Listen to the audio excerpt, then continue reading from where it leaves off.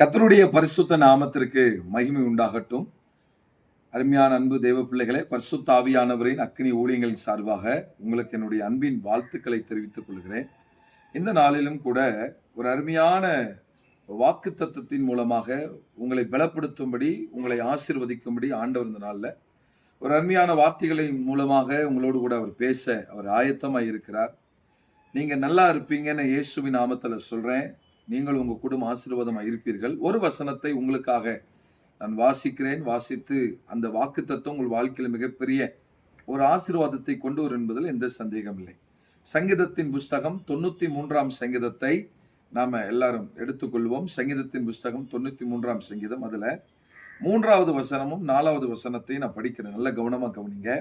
கர்த்தாவே, நதிகள் எழும்பின, நதிகள் இரைச்சலிட்டு எழும்பின, நதிகள் அலை திரண்டு எழும்பின. திரளான தண்ணீர்களின் இரைச்சலை பார்க்கிலும் சமுத்திரத்தின் வலிமையான அலைகளை பார்க்கிலும் கர்த்தர் உன்னதத்திலே வல்லமை உள்ளவராய் இருக்கிறார். இந்த 2 வசனத்தை ரொம்ப கவனமா கவனிச்சு பாருங்க. அருமையான ஒரு வசனம். என்னன்னா, சங்கீதக்காரன் இப்படியாக ஆண்டவரிடத்தில் ஒரு விண்ணப்பம் வைக்கிறார். என்ன விண்ணப்பம் வைக்கிறார்னா, கர்த்தாவே, நதிகள் எழும்பின. நல்ல கவனிங்க. நம்முடைய வாழ்க்கையில அநேக நேரத்துல சில மனிதர்கள் இப்படி எழும்புகிறார்கள். நதிகளைப் போல, திரளான நதிகள் இரைச்சலோடு எழும்புகிறது போல, கூட்டத்தோடு எழும்புகிறது போல. தண்ணினாவே எல்லாத்துக்கும் ஒரு பிரச்சனை தான் பாருங்க. தண்ணி அப்படின்னாவே அது ஒரு பெரிய ஒரு வெள்ளம் வந்துச்சுனாவே எல்லாரும் பயப்படுவாங்க. இன்னைக்கு நம்முடைய வாழ்க்கையிலும் கூட, உங்க வாழ்க்கையிலும் கூட தண்ணீரை போல, பெரும் வெள்ளம் போல இன்றைக்கு மனிதர்கள் எழும்புகிறார்கள். வசனம் சொல்லுகிறது, நதிகள் எழும்பின. எப்படி எழும்புது அப்படின்னா, உலகம், பிசாசு, மனிதர்கள், உறவுகள், சொந்த பந்தங்கள், பொருளாதாரங்கள், பண நெருக்கடிகள், பற்றாக்குறைகள் எல்லாம் தேவ பிள்ளைகளே நமக்கு விரோதமாக எழும்புது. ஆமே, நதிகள் எழும்புவது போல எழும்புது.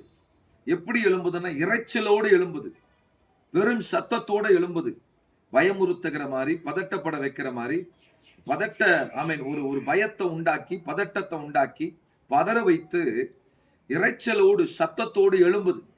ஆமென். வசனம் சொல்லுது பாருங்க, நதிகள் எழும்புது, இரைச்சலோடு எழும்புது. அது இன்னும் எப்படி எழும்புனா, அலை திரண்டு எழும்புதான்.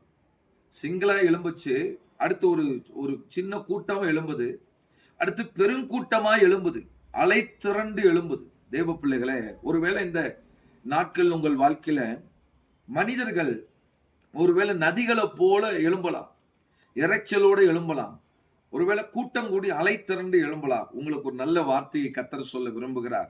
அதே 4வது வசனத்தில் ஆண்டவர் சொல்றாரு, திரளான தண்ணீர்களின் இரைச்சலை பார்க்கிலும் சமுத்திரத்தின் வலிமையான அலைகளை பார்க்கலாம். எவ்வளவு வேணா எழும்பட்டும். மனிதர்கள் எழும்புறாங்களா, சொந்த பந்தம் எழும்புறாங்களா, உறவுகள் எழும்புறாங்களா, உங்களுக்கு விரோதமாக பிசாசு எழும்புறானா, அல்லது மனிதர்கள் கூட்டம் கூட எழும்புறாங்களா? தேவ பிள்ளைய தைரியமாறு.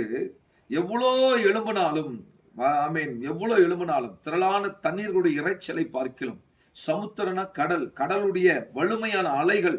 சில நேரத்துல கடலுடைய அலையை பாருங்க, பயங்கரமா இருக்கும், சீறி வரும்.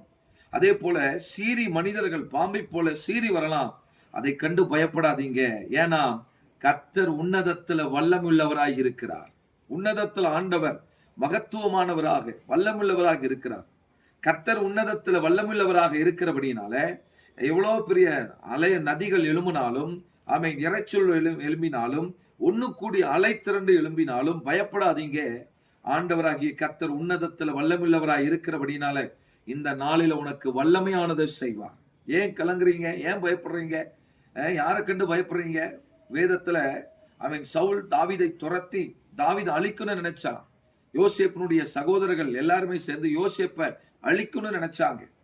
யூதர்களுக்கு விரோதமாக ஆமான் எழும்பி யூதர்களை அழிக்கணும்னு நினைச்சாங்க. நேபுகாத் நேச்சார் சாத்ரக் மேஷக் ஆபேத்நேகோ தூக்கி அக்கினி ஜுவாலையில போட்டு அழிக்கணும்னு நினைச்சான். தானியேலை தூக்கி பொறாமை பிடித்தவர்கள் சிங்கங்கள் இருக்கிற கெபில போட்டு அழிக்கணும்னு நினைச்சாங்க. நீங்க வேதத்தை வாசித்து பாருங்க. அவர்களுடைய நிழலை கூட தொட முடியல, அவர்கள் முடிய கூட டச் பண்ண முடியல. அவர்களுக்கு விரோதமாய் எழும்பினார்கள். வசனம் சொல்வது, இஸ்ரவேல் ஜனங்களை எவ்வளவாய் ஒடுக்கினார்களோ அவ்வளவாய் பெருகினார்கள். எவ்வளவாய் ஒடுக்குறாங்களோ தேவ பிள்ளைய, நீ அவ்வளவா பெருகுவ, பெருகிட்டே இருப்ப. தைரியமா இரு. கர்த்தர் உங்களுக்கு ஒரு நிச்சயமாக ஒரு அற்புதத்தை செய்வார். உங்களுக்கு ஒரு ஒடுக்கம் வருது, நெருக்கம் வருதுன்னா, ஏசேக்கு சித்தனா வருதுன்னா, கர்த்தர் ரெகபோத்தை கொடுக்க போறார். புதிய ஆசீர்வாதத்தை தரப்போறார், புதிய நன்மையை தரப்போறார், புதிய கிருபையை தரப்போறார். அதனால எழும்புறதெல்லாம் பார்த்து பயப்படாதே.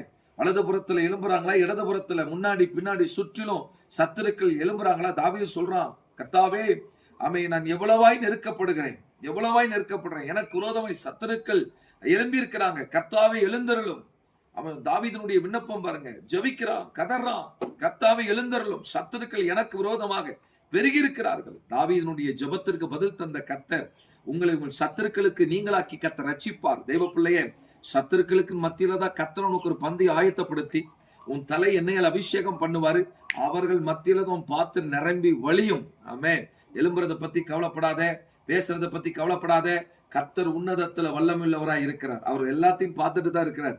உனக்கு விரோதம் எழும்புறத பார்க்கிறார். உனக்கு நியாயம் செய்ய சீக்கிரமாய் அவர் சிங்காசனத்தில் எழுந்தருளி உங்களுக்கு நியாயம் செய்வார், நீதி செய்வார். பயப்படாதீங்க. நீங்க பயப்படுற மனுஷருடைய கையில ஒப்பு கொடுக்கப்படுவதில்லை. தைரியமா இருங்க. சிலதெல்லாம் கடந்து போங்க. சங்கீதம் 66:12 படி மனுஷர் தலையின் மேல் ஏறி போயிருக்கிறாங்களா, தீயும் தண்ணீரை கடந்து வந்திருக்கிறீங்களா, கவலைப்படாதீங்க. கர்த்தர் உங்களுக்கு ஒரு செழிப்பான இடத்தை கொடுப்பாரு. கர்த்தர் உங்களை ஆஸ்வதிப்பாராக. God bless you. God be with you. Amen.